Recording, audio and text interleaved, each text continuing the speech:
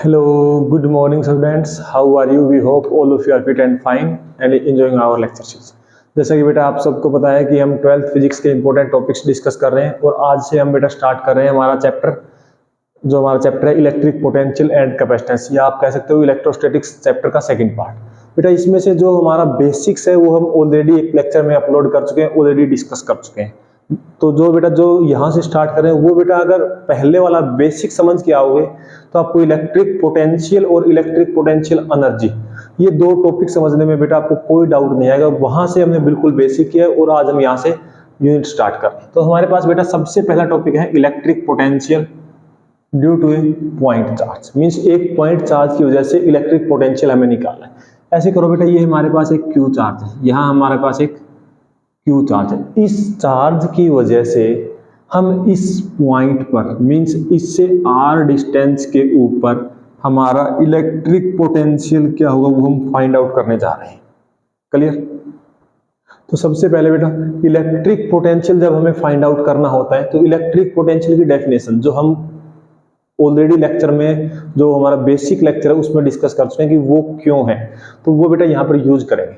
देखो क्या होगा, अगर हम यहाँ पर एक unit positive charge +1 coulomb charge को बेटा इन्फिनिटी से उठा के अगर हम यहां तक ले आते हैं, इसको ऐसे करके इसको बेटा यहां तक ले आए +1 कूलम चार्ज को, तो जो हमें वर्क डन करना पड़ा मींस वर्क डन इन्फिनिटी से लेकर उस पॉइंट तक, इस पॉइंट को आप क्या नाम रख दो, P नाम रख दो। तो वर्क डन इन्फिनिटी से P पॉइंट तक लाने के लिए यूनिट पॉजिटिव चार्ज को जो हमने वर्क डन किया वो क्या है, उस पॉइंट का पोटेंशियल। आप बेटा इसको ऐसे भी समझ सकते हो। अगर मैं आपको क्विकली रिकैप करवाऊं तो देखो बेटा, अगर हम +1 कूलम को यहां से उठा के चलेंगे, अगर हम +1 कूलम को इस साइड चलेंगे तो ये Q डैश उसको रिपेल करेगा, ये Q डैश उसके ऊपर बेटा इस डायरेक्शन में इलेक्ट्रोस्टैटिक फोर्स लगाएगा, कोलंबियन रिपल्सन कह सकते हो या कोलंबियन फोर्स कह सकते हो, इस डायरेक्शन में फोर्स लगाएगा। अगर हम बेटा इसको यहां से उठा के यहां लेकर आए मीन्स हमें एक्सटर्नल फोर्स लगाना पड़ेगा। मीन्स कोई चीज हमें रिपेल कर रही है, कोई चीज हमारे ऊपर फोर्स लगा रही है, हमें फिर भी आगे की तरफ मूव करना है तो बेटा हमें उतना ही फोर्स उस अपोजिट डायरेक्शन में लगाना पड़ेगा। मीन्स जो फोर्स हमारे ऊपर लग रहा है उसके अपोजिट डायरेक्शन में हमें फोर्स लगाना पड़ेगा। तो हम हमारे इस +1 क्यू चार्ज या यूनिट पॉजिटिव चार्ज के ऊपर बेटा कितना फोर्स लगा, Fe, तो हमने अपोजिट डायरेक्शन में फोर्स लगा दिया F एक्सटर्नल। अब इस फोर्स लगाने की वजह से बेटा हम इस चार्ज को यहां से उठाकर यहां तक ले आएंगे और जितना हमें काम करना पड़ेगा उस काम का नाम क्या है, electric potential at that point. Means electric potential की आप डेफिनेशन बना सकते हो। इलेक्ट्रिक पोटेंशियल क्या है, यूनिट पॉजिटिव चार्ज को इन्फिनिटी से एक पॉइंट तक लाने के लिए किया गया वर्क डन, और वर्क डन करना क्या है, ड्यू टू इलेक्ट्रोस्टैटिक रिपल्सन या due to electrostatic field. Means इस चार्ज का एक इलेक्ट्रिक फील्ड है जो उसको रिपेल कर रहा है और फिर भी हम उसको आगे लेकर आ रहे हैं तो हमें वर्क डन करना पड़ रहा है। उस वर्क डन को बेटा क्या बोला गया है, इलेक्ट्रिक पोटेंशियल। तो हमें ये देखना है कि कितना वर्क डन यहाँ पर हुआ है, वो वर्क डन की वैल्यू हम इन्फिनिटी से P पॉइंट तक लेकर आए वो निकाल दें, वही हमारा क्या है, तो इलेक्ट्रिक पोटेंशियल है। आई होप बेटा ये क्लियर होगा। ये डेफिनेशन क्यों है ऐसा, इसको हम बेटा जो हमारा बेसिक लेक्चर है इस चैप्टर का वो हम पहले अपलोड कर चुके हैं, इसलिए अपलोड किया ताकि आपको इस टॉपिक में प्रॉब्लम ना आए। अगर आपने वो वीडियो देखा हुआ तो बेटा इस टॉपिक को समझने में 1% भी आपको प्रॉब्लम फेस नहीं होगी। चलो स्टार्ट करते हैं। अब देखो कितना काम करना पड़ेगा। हम ऐसा कर लेते हैं, हम यहाँ पर एक छोटा सा डिस्प्लेसमेंट मीन्स हम इस साइड से इस साइड मूव कर रहे हैं, हमने बेटा एक छोटा सा डिस्प्लेसमेंट मान लिया dx कि हम dx डिस्प्लेसमेंट चले। तो dx डिस्प्लेसमेंट बेटा हम इस डायरेक्शन में dx डिस्प्लेसमेंट, इस डायरेक्शन में dx डिस्प्लेसमेंट है, और dx की जो पोजीशन है वो यहाँ से कितना दूर है बेटा x। तो हम dx चले, मतलब डिस्प्लेसमेंट अगर बेटा स्मॉल सा होगा तो वर्क डन भी कैसा होगा, स्मॉल। तो पहले हम स्मॉल वर्क डन निकाल देते हैं। स्मॉल वर्क डन हमारे पास क्या है बेटा, dw वर्क डन का फॉर्मूला क्या होता है बेटा, फोर्स इनटू डिस्प्लेसमेंट। हमने एक्सटर्नल फोर्स लगाया, उसी डायरेक्शन में डिस्प्लेसमेंट है, मींस हम ऐसा लिख सकते हैं F external dot product dx, दोनों का एंगल क्या है बेटा, F external into dx cos 0 1 हो जाएगा। अब एक चीज देखो, अगर F एक्सटर्नल है हमारे पास, F एक्सटर्नल हमें बेटा कितना लगाना है, जितना हमारे ऊपर इलेक्ट्रोस्टैटिक फोर्स लग रहा है। मींस हम ऐसा कर सकते हैं कि F external nearly equal to electrostatic force. लेकिन बेटा अगर वेक्टर की, ये हमारा क्या है, सिर्फ मैग्नीट्यूड।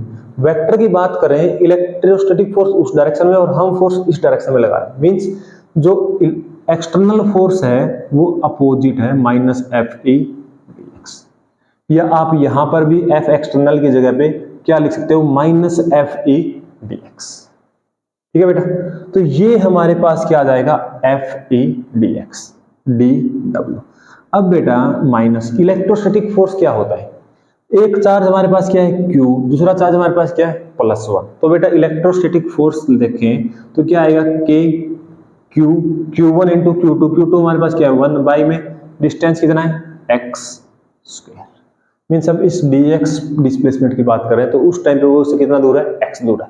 तो बेटा ये क्या हो जाएगा, K Q बाई में x स्क्वायर इंटू में dx, ये हमारे पास क्या आ गया, स्मॉल सा वर्क। मीन्स हमने स्मॉल सा डिस्प्लेसमेंट ट्रैवल किया तो हमारा वर्क डन कितना हुआ, इतना वर्क हुआ। लेकिन हमें बेटा कंप्लीट निकालना है इन्फिनिटी से r तक। तो अब एक चीज देखो, dx की वैल्यू कहां से कहां चेंज हो रही है। बेटा dx जब हमने स्टार्टिंग किया तो ये था इन्फिनिटी, dx की वैल्यू कहां तक आएगी, r तक। तो हमें इस, अगर हमें वर्क डन कंप्लीट निकालना है तो हम dw को बेटा इंटीग्रेट कर देंगे कहां से कहां तक, माइनस के क्यू एक्स स्क्वायर dx की वैल्यू बेटा कहां से कहां तक चेंज होगी, x की वैल्यू पहले इन्फिनिटी है फिर कहां तक आएगी, r तक। तो हम क्या कर देंगे, इन्फिनिटी से r तक इंटीग्रेट। अब देखो इंटीग्रेट करें, k कांस्टेंट q कांस्टेंट, तो माइनस के क्यू बेटा बाहर आ गया, 1 बाई एक्स स्क्वायर को हम लिख सकते हैं x की पावर -2 dx इन्फिनिटी से r। अगर हम बेटा इसको सोल्व करें, माइनस के क्यू, इंटीग्रेशन हम कैसे सोल्व करते हैं, पावर में एक ऐड करते हैं, नई पावर से डिवाइड कर देते हैं। तो बेटा x की पावर -2 + 1 बाई में -2 + 1, और लिमिट कहां से कहां है, इन्फिनिटी से r। अब ये देखो बेटा -2 + 1 क्या आएगा, -1, माइनस से माइनस प्लस, मीन्स हमारे पास क्या आ गया, के क्यू x की पावर -1 लिमिट एक बार इन्फिनिटी एक बार r रखेंगे, के क्यू x की पावर -1 को हम क्या लिख सकते हैं, 1 बाई एक्स इन्फिनिटी से r। पहले हम बेटा अपर लिमिट रखेंगे के क्यू बाई आर, फिर क्या रखेंगे लोअर लिमिट, मीन्स के क्यू बाई आर माइनस के Q by infinity, 1 by infinity 0 होता है। तो हमारे पास बेटा इलेक्ट्रिक पोटेंशियल या वर्क डन कहां से कहां तक हमने मूव किया, इन्फिनिटी से p पॉइंट तक। तो हमारे पास वर्क डन क्या आ गया, के क्यू बाई आर। तो ये है बेटा electric potential due to a point charge at a distance r। Means एक Q चार्ज की वजह से R डिस्टेंस पर कितना इलेक्ट्रिक पोटेंशियल होता है, तो वो बेटा आपको ध्यान रखना है, कितना होता है, के क्यू बाई आर। इसके अलावा बेटा एक और चीज ध्यान रखनी है, जो हमारे पास ये क्या है, इलेक्ट्रिक पोटेंशियल या इलेक्ट्रोस्टैटिक पोटेंशियल। अब बेटा इलेक्ट्रोस्टैटिक पोटेंशियल कैसे आया है, वर्क डन से। और वर्क डन में क्या होता है, डॉट प्रोडक्ट। डॉट प्रोडक्ट हमेशा क्या होती है, स्केलर, या आप कह सकते हो वर्क डन क्या होता है, स्केलर। तो बेटा इलेक्ट्रोस्टैटिक पोटेंशियल कैसी क्वांटिटी है, स्केलर क्वांटिटी। कैसी क्वांटिटी है, स्केलर। मींस इलेक्ट्रोस्टैटिक पोटेंशियल हमेशा क्या रहेगा, स्केलर। अब बेटा आपको इस टॉपिक से एक ये ध्यान रखना है, ये कैसी क्वांटिटी है, स्केलर। एक क्या ध्यान रखना है, फॉर्मूला क्या होता है, के क्यू बाई आर। मीन्स अगर हमें एक हमारे पास Q चार्ज है, उसे x डिस्टेंस के ऊपर पोटेंशियल निकालना है, तो के क्यू बाई एक्स, ये हमारा काम रहेगा आगे न्यूमेरिकल पोर्शन में। अब यहां से एक चीज और देखो आप, अगर यहां पर प्लस क्यू होगा तो k प्लस क्यू आएगा, प्लस के क्यू बाई एक्स। अगर बेटा नेगेटिव है तो क्या जाएगा, माइनस के क्यू बाई एक्स। क्योंकि बेटा इलेक्ट्रोस्टैटिक पोटेंशियल स्केलर क्वांटिटी है, तो अगर वैल्यू प्लस की है तो हम प्लस रख देंगे, माइनस की है तो हम माइनस रख देंगे। क्लियर। और एक और बेटा एक इसके ऊपर न्यूमेरिकल आता है काफी बार, वो देखो कैसे आता है।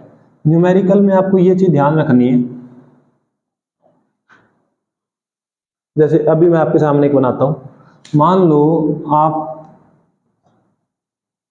ये आपके पास एक Q चार्ज है और आप +1 कूलम चार्ज को इस पॉइंट से इस पॉइंट तक, मतलब A पॉइंट से B पॉइंट तक ले गए, और ये क्या है, ये एक सर्कुलर आर्क है जिसका सेंटर क्या है, Q। तो आपसे ये पूछ लिया बेटा वर्क डन A से B क्या आएगा। अब आपको पता है वर्क डन A से B, वर्क डन A से B बाई में Q, क्योंकि यूनिट पॉजिटिव चार्ज को मूव करवाएं तो उसको हम क्या बोलते हैं बेटा, VB माइनस VA। Q हमारे पास क्या है, +1, तो वर्क डन A से B क्या आ जाएगा, VB माइनस VA। अब एक चीज देखो, इस पॉइंट चार्ज की वजह से अगर मैं इस सर्कल की रेडियस R मान लेता हूं तो यहाँ पोटेंशियल क्या आएगा, KQ/R। यहाँ भी क्या आएगा, KQ/R। मीन्स VA और VB क्या है, सेम है, तो वर्क डन क्या आ जाएगा, 0। इस टाइप के क्वेश्चन बेटा बहुत बार पूछे गए हैं आपके एग्जाम्स में, तो ये आपको ध्यान रखना है। क्लियर। इसके अलावा एक और इंपॉर्टेंट क्वेश्चन है जो ग्राफ ड्रॉ करता है, और उस ग्राफ में आपको बेटा इलेक्ट्रिक फील्ड और इलेक्ट्रिक पोटेंशियल का ग्राफ ड्रॉ करना है। क्या ग्राफ ड्रॉ करना है, किसी भी एक पॉइंट चार्ज की वजह से r डिस्टेंस के ऊपर इलेक्ट्रिक फील्ड और इलेक्ट्रिक पोटेंशियल का ग्राफ कैसा होता है, वो बेटा आपको डिस्कस करना है। सबसे पहले ऐसे समझो, ये हमारे पास इलेक्ट्रिक, ये हमारे पास R है, और ये हमारे पास इलेक्ट्रिक फील्ड या पोटेंशियल है। तो सबसे पहले बेटा E का फॉर्मूला क्या होता है, KQ/R²। V का फॉर्मूला क्या होता है, KQ/R। अगर हम बात करें, ये मान लो बेटा R = 1 है, क्योंकि R की वैल्यू हम चेंज करेंगे तो कभी ना कभी R क्या आएगा, R की वैल्यू 1 आएगी। अगर हम R की वैल्यू इन दोनों में रखें तो हमारे पास E क्या आया, KQ, V भी क्या आया, KQ। मीन्स जब R की वैल्यू 1 होगी तो दोनों का मैग्नीट्यूड क्या रहेगा बेटा, बराबर, E और V क्या है, बराबर। अब एक चीज और देखो, अगर R बड़ा है 1 से, R बड़ा है 1 से, तो बेटा R² क्या आएगा, और बड़ा, तो E की वैल्यू कम हो जाएगी। जैसे R की वैल्यू 2 है तो E क्या आएगा, KQ/4, V क्या आएगा, KQ/2। मीन्स जब भी R 1 से बड़ा आएगा V लार्ज आएगा, E कम आएगा। मीन्स V का ग्राफ बेटा ऊपर रहेगा, E का ग्राफ नीचे रहेगा। और E और V क्या होते हैं, R के इनवर्सली प्रोपोर्शनल है, तो ग्राफ ऐसा बनेगा। मीन ग्राफ ऐसा बनेगा।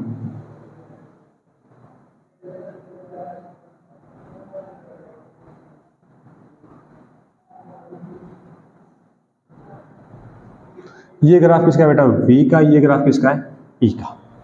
अब ऐसे समझो इस बात को, अगर हमारे पास R की वैल्यू लेस देन 1 है, R की वैल्यू लेस देन है बेटा, तो R का स्क्वायर करेंगे और भी कम हो जाएगा। मीन्स E की वैल्यू ज्यादा आएगी, V की वैल्यू कम। मीन्स अगर हम ये बात की R greater than 1, R less than 1 की बात करें तो हमारे पास E ज्यादा रहेगा, क्योंकि ऐसे समझो R की वैल्यू बेटा 0.1 है, तो V की वैल्यू क्या आएगी, KQ/ में 0.1, और E की वैल्यू क्या आएगी, KQ/ में 0.1 का स्क्वायर 0.01, तो ये क्या आ गया बेटा 10 KQ, और ये क्या आ गया 100 KQ। तो किसकी वैल्यू ज्यादा है, E की वैल्यू ज्यादा है, V की वैल्यू कम है। तो बेटा ये ग्राफ हमारा क्या हो जाएगा, ये E का हो जाएगा और ये V का। मीन्स ये हमारे पास V हो जाएगा और ये हमारे पास E हो जाएगा। तो ये ग्राफ बेटा काफी बार पूछा गया है। ये ग्राफ किसका है, इलेक्ट्रिक फील्ड और इलेक्ट्रिक पोटेंशियल का variation due to a point charge at a distance R। तो बेटा ये थोड़ा आपको अच्छे से करना है। इस साइड की बात करें तो E बड़ा रहेगा V से, इस साइड की बात करें तो E छोटा रहेगा V से। आई होप बेटा क्लियर। तो ये था आपका एक important topic, electric potential due to a point charge. अब जो हमारा नेक्स्ट टॉपिक रहेगा, इलेक्ट्रिक पोटेंशियल हम बेटा निकालेंगे डाइपोल की वजह से, डाइपोल के किसी एक पॉइंट पर, एक्सियल पॉइंट पर और इक्वेटोरियल पॉइंट, वो टॉपिक भी बहुत ज्यादा इंपॉर्टेंट है। ओके बेटा, thank you so much, have a nice day, keep sharing.